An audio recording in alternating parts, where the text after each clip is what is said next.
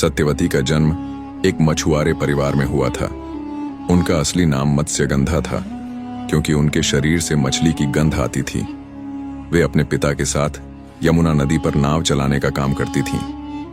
एक दिन जब सत्यवती नाव चला रही थीं, तब महान ऋषि पराशर ने उन्हें देखा और वे उनके सौंदर्य पर मोहित हो गए।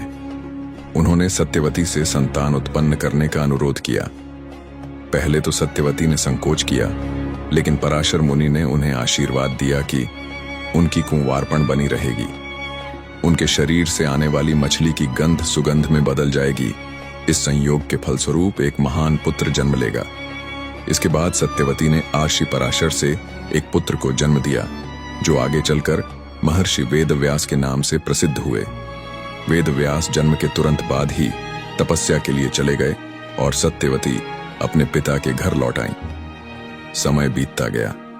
सत्यवती की सुगंध और सौंदर्य की प्रसिद्धि राजा शांतनु तक पहुंची।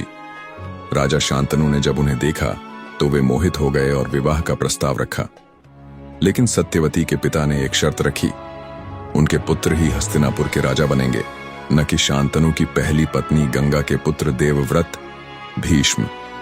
शांतनु इस शर्त को मानने में असमर्थ थे, लेकिन जब भीष्म को इसका पता चला तो उन्होंने भीष्म प्रतिज्ञा ली कि वे आजीवन ब्रह्मचारी रहेंगे और सत्यवती के संतान को ही राजगद्दी देंगे।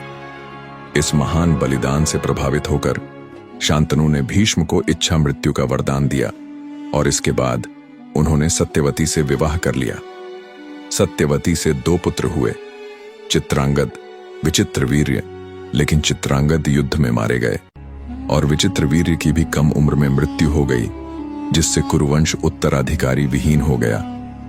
सत्यवती को हस्तिनापुर की गद्दी खाली होने का संकट दिखा। उन्होंने भीष्म से आग्रह किया कि वे विवाह करें, लेकिन भीष्म अपनी प्रतिज्ञा से पीछे नहीं हटे। तब सत्यवती ने अपने पहले पुत्र वेदव्यास को बुलाया और उनसे नियोग द्वारा विचित्रवीर्य की दोनों रानियों अंबिका और अंबालिका से संतान उत्पन्न करने का अनुरोध किया। अंबिका ने जब वेदव्यास को देखा तो डर गईं, जिससे धृतराष्ट्र अंधे का जन्म हुआ।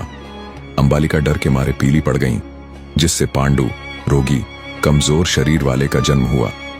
जब पहली दासी को नियोग के लिए भेजा गया तो उसने विनम्रता और समर्पण से स्वीकार किया, जिससे विदुर बुद्धिमान धर्मज्ञानी का जन्म हुआ। सत्यवती एक साधारण मछुआरे की बेटी से एक महत्वपूर्ण राजमाता बनी। उनके निर्णयों ने महाभारत की पूरी कहानी को दिशा दी। अगर सत्यवती ने नियोग का निर्णय न लिया होता तो कौरव और पांडव कभी जन्म ही नहीं लेते। उनकी यात्रा संघर्षों, प्रेम, त्याग और राजनीति से भरी हुई थी और उनकी वजह से ही हस्तिनापुर की गाथा आगे बढ़ी।